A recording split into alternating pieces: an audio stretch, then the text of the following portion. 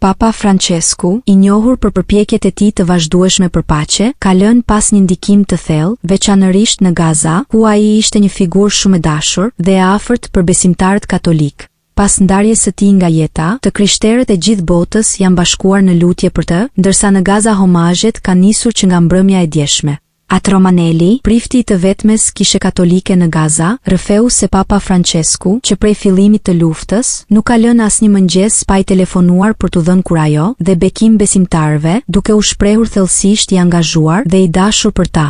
Ai ka qenë gjithashtu një zë i fuqishëm për të kërkuar paqe, duke dënuar dhunën nga të dyja palët dhe duke kërkuar një armëpushim të menjëhershëm. Na telefononte çdo ditë, sepse Papa Francesku ishte thellësisht i dashur dhe shumë i afërt me të krishterët e Gazës, me të gjithë popullin e Gazës dhe me popullin e tokës së shenjtë, tha atë Romanelli. Ai gjithashtu ndau fjalët e fundit të Papa Franceskut, i cili kishte falënderuar për gjithçka që bënin për shërbimin e paqes në Gaza, duke u dhënë një bekim të veçantë jo vetëm katolikëve, por të gjithë qytetarëve të Gazës. Shpresojmë që, ndërsa është në parajs, ai do t'i kërkojë Zotit t'i jap paqe Gazës dhe gjithë Palestinës, tha atë Romanelli, duke reflektuar ndjenjat e trishtimit, por edhe lehtësimit që vjen nga besimi se Papa tani është me Zotin. Papa Francesku gjithashtu ka qenë një mbështetës i paepër i paqes, duke i bërë thirrje botës për një zgjidhje të drejtë për konfliktin në Gaza, duke kërkuar krijimin e një shteti të vetëm palestinez dhe të drejtën e vetëvendosjes për palestinezët. Në mesazhin e tij të fundit të dielën e Pashkëve, Papa kishte apeluar për armëpushim dhe ndihmë humanitare për ata që vuajnë nga pasojat e luftës, duke përforcuar më tej rëndësinë e paqes në mes të vuajtjeve të mëdha.